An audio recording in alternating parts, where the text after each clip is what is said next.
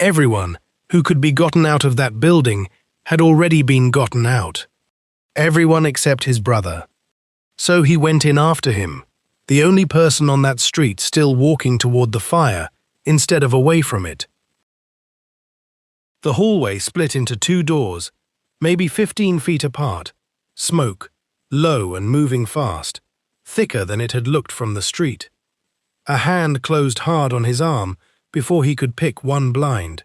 He didn't know yet that it was the only kind thing anyone would do for him that night. When that smoke reaches the ceiling, the firefighter said, both doors seal shut. You get one. He asked who was behind them. He needed it to be simple. It wasn't going to be. Not tonight. Not for him. Your brother, the firefighter said, and a man you don't know. His hand started moving before the rest of him had agreed to anything. His hand had almost decided this for him. One brother, one stranger, math simple enough to do without thinking. One life against one life. He could live with that kind of math. Then, a voice cut through the smoke from somewhere behind him, from the crowd he'd left on the street. He has 3 kids waiting for him outside. His hand dropped like the door had suddenly gotten heavier. It had, and it wasn't coming back down to the weight it was a second ago. Somewhere out there, 3 kids were watching a building they couldn't see into, waiting for a door that hadn't opened yet. He'd never see their faces, never learn their names, never know if they'd be waiting long after this was over. It didn't matter. They were real enough to make the math worse, not easier. Real in the specific way a stranger only becomes once you know exactly what they'd lose. Whatever he'd been about to choose, it wasn't that anymore. The problem had just gotten heavier on one side, and he hadn't opened a single door yet. For a second, he wasn't in the hallway at all. He was somewhere years back, a rooftop maybe, or a bus stop, some evening that hadn't seemed important at the time. His brother had said something to him then, half a joke, in the way people say the things they actually mean, and hide it behind a laugh so it doesn't cost them anything to say out loud. I'll always look out for you. He hadn't thought about that sentence in years. He was thinking about it now, on the wrong side of a door, with 30 seconds and no idea what to do with it.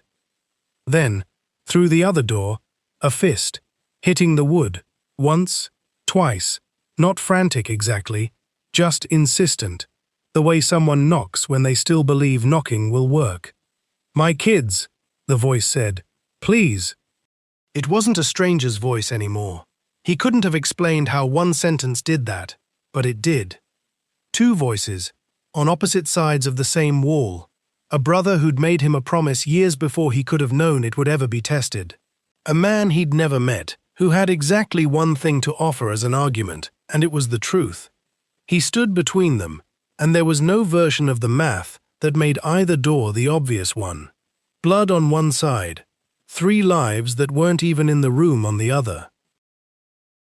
He grabbed both handles at once, as if the building might somehow make an exception for a man who refused to choose fast enough.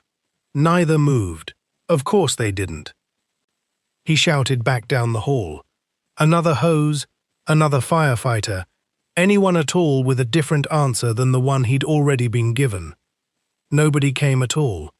Everyone else in that building already had somewhere else they had to be. He put his shoulder into the wall between the 2 rooms. Once. Again. Hard enough that it would hurt tomorrow if there was going to be a tomorrow where that still mattered. The wall didn't move either. It never had any reason to. Nothing left to try. Only 2 doors, less time than a minute ago, and the smoke, closer to the ceiling now than when the firefighter first pointed at it, close enough that he didn't need to be told what it meant anymore. He'd spent every second he had proving there was no 3rd door. Now he only had the 2 he'd started with, and less time left in either one than he'd had a minute ago. He doesn't remember choosing. He remembers his hand moving, and the rest of him catching up a half-second later, a reflex, not a decision. There may have been a moment, somewhere in there, where he actually decided something, weighed it, meant it, chose it the way people mean to say they chose things. If there was, he never found it again afterward, no matter how many times he went looking. Whoever he'd pulled out came stumbling into the hallway, coughing, alive in the ordinary, undramatic way people are alive right after they almost weren't. Not a stranger anymore. Not really. A man he'd carried out of a fire has a name now, whether he ever learns it or not. He held on to him a beat longer than either of them needed. Neither of them said anything. There wasn't a version of this that had the right words in it. Not for the man he'd saved, and not for the one still standing 3 feet away, listening for a sound he already knew was coming. Around them, the hallway kept moving, the way a hallway keeps moving, even after the worst part of the night has already happened. Firefighters passed with equipment they didn't need anymore. Someone called a number into a radio, flat, procedural, already halfway to the next emergency. None of it slowed down for him, and it wasn't supposed to. Nobody in that building owed him a pause just because his particular 30 seconds had been the hardest of the night.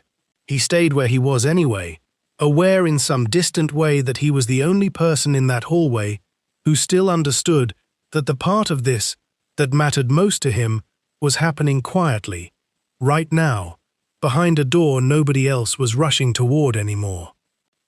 Behind them, the sound he'd been bracing for since the hallway first split into 2 doors. He didn't turn to look. Not yet. There are sounds a person understands completely without needing to see what made them, and some part of him had known this one was coming since the hallway first split in 2. He just hadn't expected to still be standing there when it finally arrived. Then he turned back toward the other door anyway. He couldn't have told you what he thought he was still going to do. It wasn't a plan. It was closer to a refusal. Some part of him that hadn't agreed to any of this yet, still looking for a version of the last 30 seconds where nothing had to be final, where the door he hadn't opened still counted for something. Nobody stopped him this time. There was nothing left worth grabbing his arm for. The firefighter who'd once held him back was somewhere else now, doing the same math for somebody else's hallway. The ceiling came down exactly where that door had been standing a second earlier. It hadn't needed his permission to seal. It hadn't needed his belief either. The rule had been true the entire time. He was just the last one in that hallway to catch up to it. He stood there a while, in front of what used to be a door, and didn't try again. There was nothing left on that side to still be deciding about. There never really had been. Not since the moment the smoke first touched the ceiling. He was just the only one in that hallway who'd needed a collapsed wall to finally believe it. Everyone else had already known the moment the firefighter said it out loud. He was the one who kept hoping the rule had an exception with his name on it. The one he'd saved stood beside him, coughing, alive, saying nothing. There was nothing to say. The building had already had the last word. He never walked through that hallway again. Years later, he still remembers which handle felt warm under his hand. Which door would you have opened?